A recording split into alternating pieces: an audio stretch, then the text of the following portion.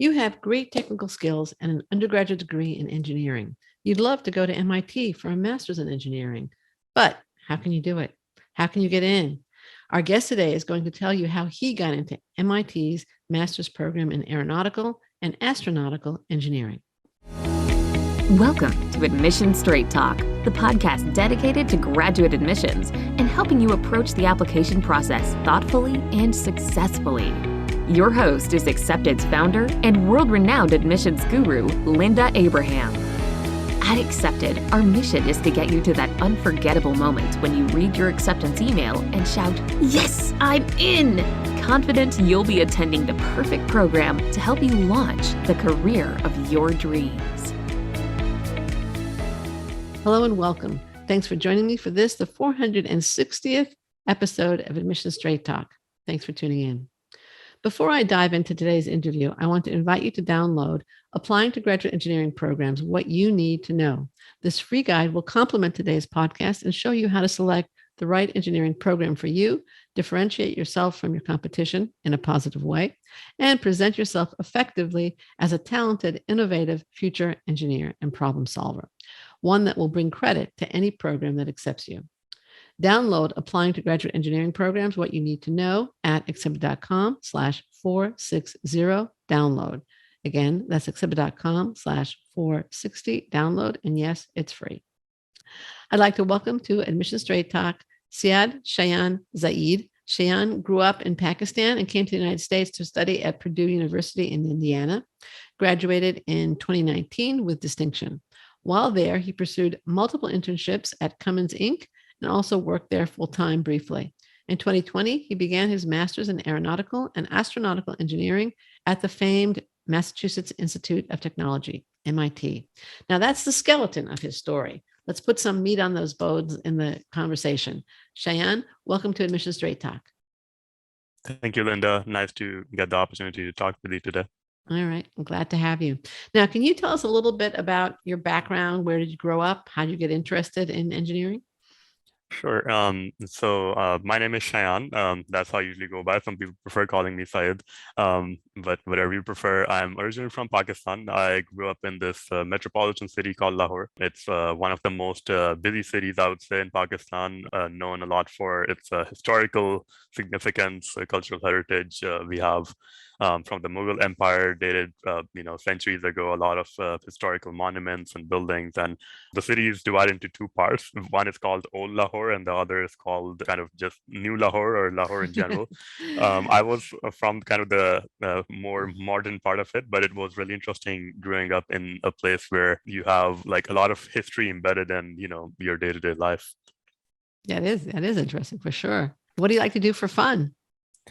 That's a very good question. It depends on the time of the year, honestly, and the mood, depending on how much time I have, outside of my academic commitments. But mostly, I like skiing. I've been doing ballroom dancing since 2015, since I moved to the US. I've been competing as well.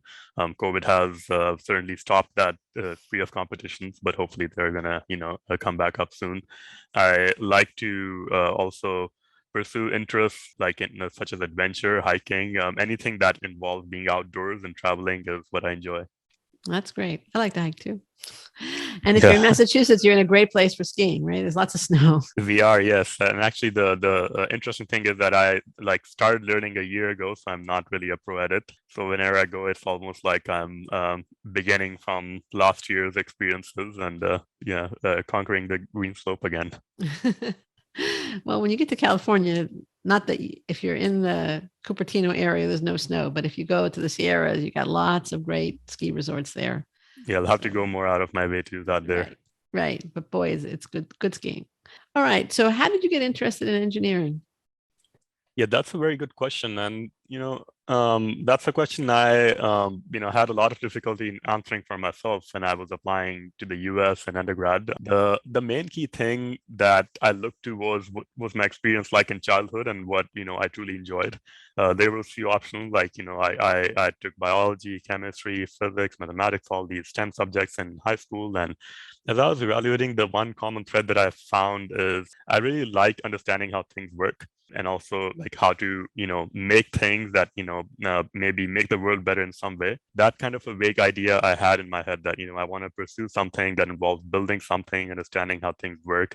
I wasn't too interested in like the biological or life sciences per se personally, but what really propelled me to make this final decision was how to put things together that already exist in the world to make something that is like totally new, and that when people see it they think, oh, why wasn't this done 10 years ago? So basically just a passion for inventing new things is what brought me to engineering. Fascinating. Okay. And astronautical and aeronautical specifically? Yeah, that was also a long journey. And as you might have seen in my undergrad, I did mechanical engineering. So at Purdue University, when I joined, the first year was very helpful because it's just general engineering for you to explore different fields, for you to learn more by talking to different people. And one thing that stood out to me is I didn't know what industry I wanted to specialize in, even though I had that vague idea. Mechanical engineering was a broad enough field where you can pursue different interests. You can look into how to be a good engineer, not necessarily working on airplanes or rockets or automotive engines, but you have a good skill set that you can build up on later, maybe in the industry and academia. So that was my decision for mechanical engineering. And then one thing that I knew from early on is that airplanes are always, have always been very fascinating to me. Like, it's a work of art. It's magic. Like, you fly from place A to B, and it is just, it's a marvel of engineering. How that was invented, the whole story of the Wright brothers doing that, and what motivated me to pursue aerospace was precisely that. I knew that I want to be in the transportation sector, and what was most fascinating to me in the transportation sector was, working on airplanes. And so in undergrad, I was split between aerospace and mechanical. I decided to give myself some more time to think this through, and by the time I was, pursuing my master's, I knew what I wanted to do. Right. I have a cousin who got his master's in, I don't know specifically it was aeronautical or astronautical, but it was something out there, up there, and Yeah. he was like building model planes and stuff as a young boy. I mean, for him, it was always that direction. It is truly fascinating, and also the education that you get, particularly, when you do air astro, is what we call it at MIT. You get a bit of both worlds, and you have the flexibility to often choose what you want to do between these two things. And the education that you get can really translate between space and air because it's like really very similar principles. Okay.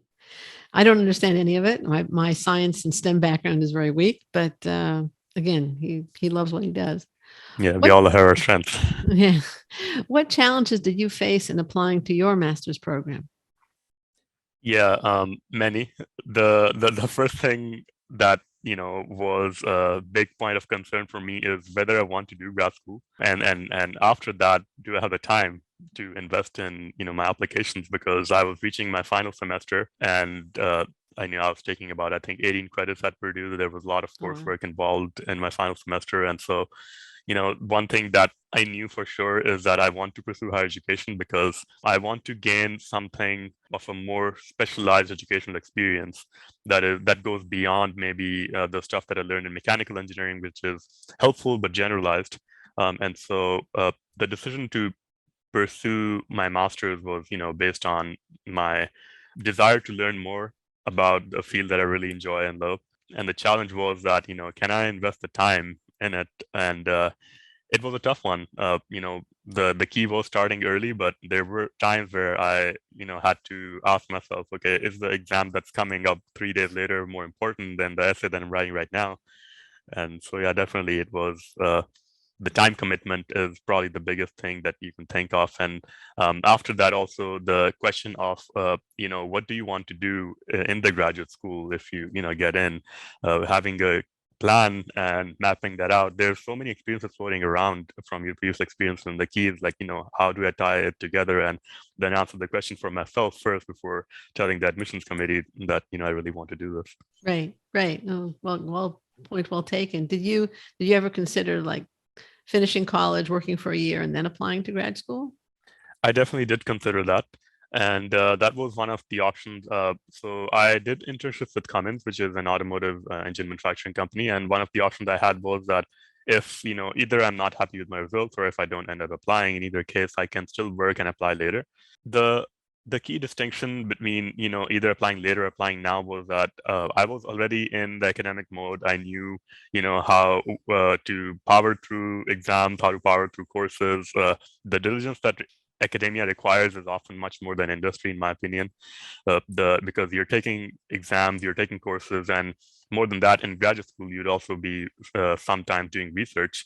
And so what I knew for myself is that if I wait, I might lose that like vitality or rigor that, can always come back if needed, but it's a bit more of a learning curve. Okay. And how did you choose where to apply? Yeah, that is. I assume you applied to more than one than just MIT. Yes, I did apply to more than one. And the toughest question for me was definitely where to apply, because it was a trade-off between, first of all, what I think I am good enough for, in my opinion, and also then how do I fit in to the campus life. And a lot of that involved, just looking very thoroughly at different universities' websites and looking at their programs, their research, what they're doing, because ultimately, initially it can be very enticing to say, oh, institution like, for example, MIT is, a very renowned institution in aerospace, so that's why you should apply there. But more than that, I think digging deeper into, what is MIT exactly doing that fascinates you beyond, just maybe its credibility or fame or all that. So the key question definitely was that. And my background, as an engineer, I had these different extracurriculars. Like I love dancing, for example. I love traveling and all these things. I looked at definitely the activities that the universities and campuses offered and what they encourage. What are their values? It was a big factor in the decision as well. And kind of combining all that, it was really key for me to, see where I fit in and how I can also contribute to the academic community beyond just, getting that degree. And yeah, it was a tough decision-making process. But the good news is that, when you're applying, you're not committed anywhere. Right. So, that was the good thing about the decision-making process, that I didn't have to think too much okay, if I apply here, I need to be here. So, yeah. How many schools did you end up applying to? I think I applied to 5 schools in total. And yeah, those schools definitely, it was a mix of, what I would consider like, my dream schools and my maybe safe zone, as I would call it. Everyone has their own academic profile, and, depending on what you all prefer. Right, right. Did you get accepted only to MIT or more than one school? And if you got accepted to more than one school, how did you choose among the acceptances? Or was it just MIT is my top choice, and once you got in, that was it? Yeah, it was actually a little bit tougher than that. Initially, when I applied to 5 schools, I actually got accepted to all of them. Oh, wow. Fortunately. Congratulations. Thank you. I didn't expect that. And actually one key lesson that everyone can learn from this is that, never underestimate yourself. Because often we tend to, look at ourselves and look at the acceptance rates and be like, oh, am I going to be in one of the, I don't know, top 6% or 10% of people who these people are going to take. But the decision-making process, like, between those acceptances, number one was funding. Who's gonna, offer the most funding? And, there were, I would say a couple of schools, including MIT, that was, offering full funding for my master's degree. Then the next step was also, what I'd be doing. And, I had an idea what research group I'd be working at, what type of work I'll be doing, and what kinds of professor I'd be interfacing with. Then comes the time, I think, or came the time for me at least, to look at the courses and what is the curriculum going to look like, how's it going to add value to my profile, depending on what I want to do in the future. So all these factors, really, it was probably the toughest decision I had to make in my life. But yeah, it is a fortunate situation in some way, and sometimes an unfortunate situation when you look at it like from a personal perspective, that, oh, am I making the right decision for myself? But at the end, knowing that, wherever you end up, you can always pursue your interests in one way or another, it was a very good thing to have in my mind. Are you glad you chose MIT from those 5 schools? I'm very glad, more glad than I thought I would be actually, because initially I chose MIT because of my technical interest aligning with MIT and also the courses and the academic environment. All of that, checked off. But after joining MIT, the experience that I gained was much more than that, and much more than I had expected from a graduate education. Especially considering that it's a 2-year program, it is sometimes harder than maybe at the undergrad level to incorporate things like extracurriculars and interests that you have beyond your academic life. But it was I think the smartest decision I've made. Not every decision I've made in my life was smart, but this certainly was. I hope all future ones are equally successful. Now, you Hopefully. decided to get involved in student government at MIT, certainly the Graduate Student Council, and you're currently the vice president of graduate students or the Graduate Student Council. Why did you decide to get involved and assume that role? And are you glad you did? Yes, that is something that, that is one decision that I made that wasn't really expected, when I joined MIT. And the key thing was that I joined in a very virtual environment. It was a Oh, pandemic, COVID-19 hit, sure. and my visit days were actually canceled a week in advance because of the pandemic. And so when I joined, after the first semester, I realized that, okay, I'm really loving my work that I'm doing. I'm talking to professors and my peers on Zoom, but then there was, this burnout that wasn't necessarily a high workload, but it was more the lack of interaction with my like MIT community.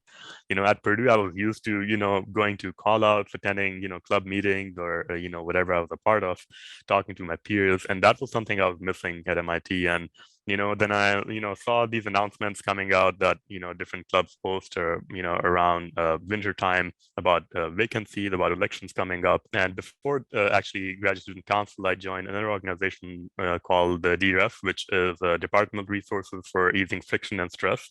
And that is I know a very long abbreviated name, but essentially the goal of that organization, it's very much to just support the graduate student body, having conversations confidentially with people and understanding if people are having issues, either with their peers, interpersonal dynamics, or if they just need help in general. And that was kind of my first step into kind of the academic or extra academic community, extracurricular. And once I got to interact with students, I realized that there's much more to MIT than what we see from the outside or what we see even in our research silos, the research lab that we are working in.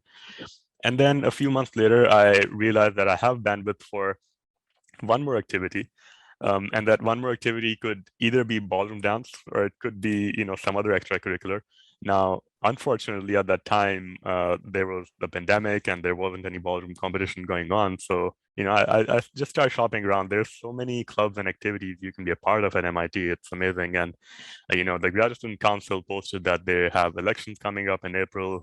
You should apply. And, I thought to myself that, I may not be as credible of a member of the MIT community as maybe more senior people who have been here before the pandemic, but, why not give it a shot? And, thankfully, I was elected the VP, and after that, it's been I would say, a very transformative experience that has been truly life-changing. Like it has opened my eyes to so many things that I'm passionate about that I like implicitly was passionate about before, but I didn't really know. And Can you give an example? for example, diversity and inclusion, there was, some incidents that happened in the academic community, not just MIT, but in general. For example, there's, sometimes Asian hate crimes, anti-Asian hate crimes that happen, sometimes hate crimes directed towards particular communities. Those experiences happened right during the time when I got elected. And so that was kind of the first problem that we wanted to solve, collaborating with the MIT administration and looking at what sort of programming can we incorporate into the community to help people understand like why inclusion is important, why is it important for an institution like MIT and actually any institution in academia to bring different perspectives together, no matter whether the opinions match or they digress. And that working on these things with the administration, realizing what are the hurdles student bodies, at different academic institutions are facing, that really, was a very satisfying experience because, looking back at it, I realized that it had much more impact than I would have hoped to have, before I joined MIT. Wow, that's quite an answer. What will you I mean, will you continue, let's say, at Apple in those kinds of activities, you think, or when you move to California? Most definitely. I think, you know, everyone can contribute to their communities in a way that's larger than maybe their employment opportunity or, their master's program. Certainly, every community needs improvement in some way or another. And one of my missions, once I graduate, is also to, continue the work that, I have gotten the opportunity to be a part of and apply it to places, whether it be Apple or maybe some community in California wherever I live, that needs that sort of leadership and really being a part of alumni networks like both of MIT and Purdue and also different organizations that I've been a part of during my undergrad and grad student life. I think I certainly intend to continue that, and hopefully I'll be able to have that same sort of impact that I have been hoping to achieve at MIT. I wouldn't say that the work is completed or it's anywhere close to what I would It sounds like you like, have a and pretty big job there. yeah, exactly. And you know, and the good thing is that MIT offers that support that you need to achieve anything you want. And it's not to say that I'm the only person having that impact. It's almost like everyone I talk to has been having an impact in some sort of way, which is why MIT has been a transformative experience, because not only are you pursuing what matters to you the most, but also like learning from people's experiences and understanding why is it that someone is pursuing this activity or trying to connect the student body together, and what's their motivation. And then there's a light bulb moment when you realize that, oh, I actually resonate with that, and that's what I've been doing the past 5 years, but I didn't know that's why I'm passionate about it. Great. Okay. What will you miss the most about MIT since you're graduating in a few short months?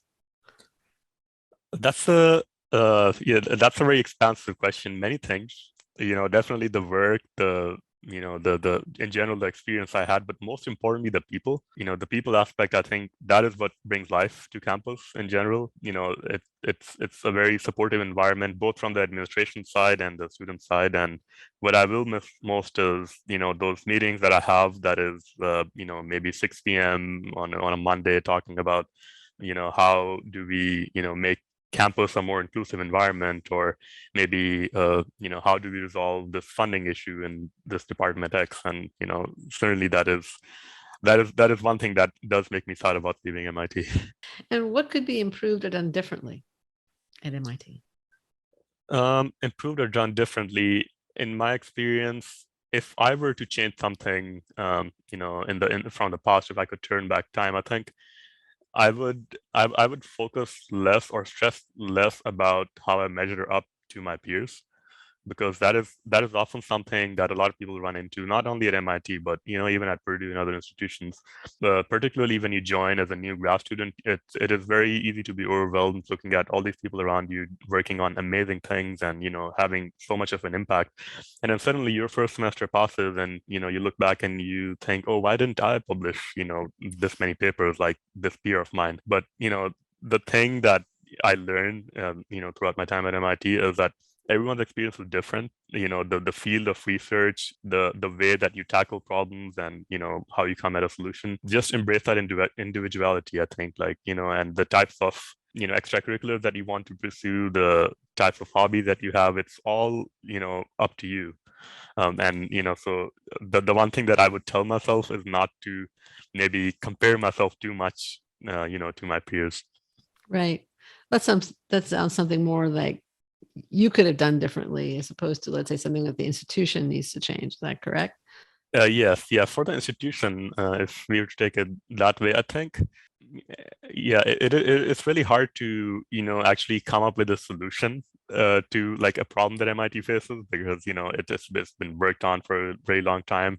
The one thing I would say could be done better at MIT and other institutions is preparing the grad students, towards the beginning of their entry to MIT, to be a part of the community as much as the undergrad student body. because I feel like that is a very common problem in academia that, once you are a graduate student, you're tied to a lab and tied to your research. But because undergrads, have more of a kind of cohesive student body because they're taking the same courses, same classrooms, they tend to naturally connect more easily with each other. Whereas for a grad student, like you have to go out of your way to actually engage with the community beyond maybe the work that you're doing. And so just empowering the community in that way. And actually, that was exacerbated by COVID too, because Sure. After that, like you're only in front of your Zoom screen the entire day, and it's even harder and perhaps more demotivating even for some people to say that, okay, I've been on Zoom from 9 to 5, and now I don't want to be on another Zoom call. Right. No, clearly. I think that would have tremendously affected the beginning of your graduate experience. What are your plans for the future?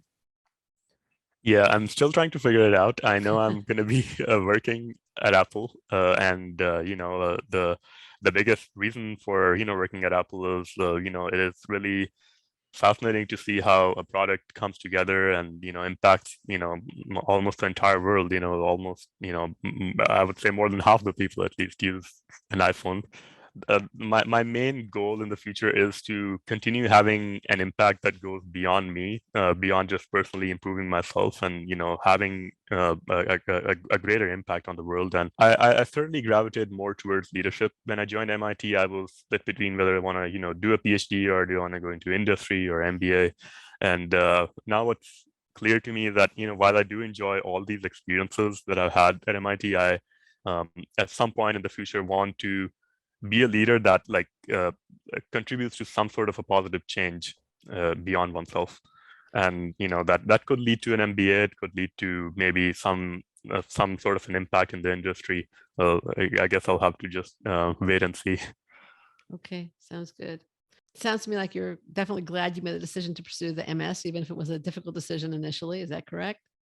Yes, definitely. It was a difficult decision because I think getting into the full-time employment world, it is very attractive, especially after that long time in education. You want to start earning, start supporting yourself, and kind of be this person who can proudly say that, okay, I have gotten my first full-time job now. But I think definitely doing a master's requires patience in some way, especially if you're doing it right after bachelor's, because you're gonna still be in academia for a while. But the good news is that that academic experience also really sets the course for the entire future that's in front of you. And yeah, it was a tough decision, but it was a decision that I definitely would take again. Definitely feel that Yeah. you made the right one when you chose to both pursue the master's and attend MIT. Definitely. Are you at all considering any further education, either a PhD or an MBA or some other degree that I haven't thought of? Yeah, that's a good question. All these paths, have been open, especially PhD. It is very easy to do once you are already kind of in the flow in the master's program at MIT. Since I gravitate more towards leadership and want to kind of have that impact on organizations and have that sort of see that change that that translates from what I learned in the past to me applying it to things around me. I would say that I'll probably pursue an MBA at some point in the future. And obviously the MBA is both values leadership and trains leaders. That makes a lot of sense. What advice do you Definitely. have for those interested in pursuing an MS in engineering at MIT or at any other top engineering program, since you obviously did a good job getting into 5 of them? Thank you. Yeah, that is actually my favorite question because I think this is the question that is probably the most daunting for people looking to be in graduate school. Many things in mind. One thing is, to first of all, embrace your individuality, I think is the key thing. Embrace who you are and what you want to do. And don't try to mold yourself and, be someone who the society wants to see, and that is, a big part of my journey that I think has really helped me till this point to realize that, oftentimes, for example, personally pursuing opportunities or extracurriculars, like say ballroom dancing as an example, it is typically not that or construed to be an ideal engineer's skill set, to be a dancer. So the thing that I had to convince myself at that point is, should I continue this, or should I, be just the quantitative whiz that people want me to be? And definitely the former is what I would recommend. First of all, embrace who you are, and then applying to grad school, as far as that question is concerned, the first key question is to answer for yourself why you need it and why you want it. How are you going to contribute to the graduate environment in whatever way or form? And is that a decision that you are making considering all the opportunities that you have? Like, for example, if you have a full-time job as an option, if you have an option to go back home, in your home country, like, weigh these decisions very carefully, because it's going to dictate the next few years. And you certainly don't want to be in a situation where you start graduate education and then you realize that, oh, I maybe didn't think this through as much. So introspection, I think that is something I would say really helped me a lot. Right. It's mandatory. I always say that actually my daughter is she's not in engineering at all. She's in the healthcare field, and she was thinking of going for a master's, and she was having trouble deciding what she should get her master's in. She could get it in the specific niche that she's in, or she could go in a different direction. And she's been hearing me talk for a long time. So she says, but I don't know what I want to do with it. So I don't know where to invest my time and money. And I said, well, yeah, you're right. Then you shouldn't go for it yet, because you could end up investing it in the wrong place. Yes. And so she has not. But and I agree with that decision, because until you know what you want to do with a degree, you could be wasting a whole lot of time and money. It's just that simple. Exactly. And also to add another quick comment to that is, a lot of people, especially, from where I come from, think about how this degree is going to be perceived in the employment world, or, Sure. am I going to be like someone who is marketable?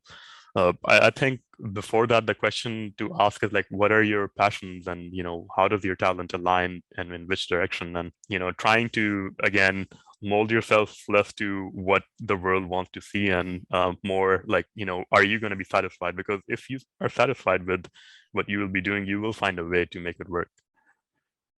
Right. Okay. What would you have liked me to ask you? Yeah, you've asked the majority of questions. I think just to expand on to the advice to applicants, and maybe to people who are considering grad school. You've asked that already, but I think as I think through it more, one additional key thing is, like, don't worry about the admission statistics, or or focus too much on this online research of what are my chances, am I going to get in or not? Because I feel like when I was applying, I spent a lot of time kind of measuring myself up to the stats, and looking at is it worth it or not. It's certainly something to keep in mind, something to be aware of, that once you apply, like you should be prepared for either a yes or a no. But that doesn't mean that if you have a realistic shot, don't keep yourself from taking it out of fear of failure. And I think that applies to everything, not just admissions, but in general. Right. If you don't ask, which is essentially what an application is, then you're for sure getting a no. Exactly. If you do ask, you might get a yes. I do think, though, that admissions in any top graduate school is going to be a combination of multiple factors. The stats are averages. The stats you usually see. Sometimes you'll see a range, but usually it's the average that's most frequently referred to. Averages Yes. mean that people are accepted with numbers below them as Exactly. well as above them. So it's important that not that you don't ignore the stats, but you said something at the beginning that I thought made a lot of sense. You had some stretch schools, you had some schools where you were more confident of acceptance, and you applied to a range. And I think that makes a lot of sense. So that's Exactly. where the numbers can provide some guidance. But in terms of choosing the schools, as you also said, the key is to know why you want the degree. right? Exactly. What do you want to do after the degree? What are you going to do while you're at the program? What attracts you to the program, which is what you discussed in terms of choosing among your acceptances. So, it's again, it's a multifaceted decision-making process. So it seems to me like you did an outstanding job on it. And I really want to thank you so much for taking the time to join me today. I appreciate your sharing your experiences and perspectives. And where can listeners find you online? If anyone wants to reach out or have any questions, I'm happy to share my LinkedIn. Okay. And that'd be the best way to reach me. All right. Well, we're going to link to Shayan's LinkedIn profile. Final reminder to listeners, download your free copy of Applying to Graduate Engineering Programs, What You Need to Know from accepted.com/460 download. Again, that's 460 download.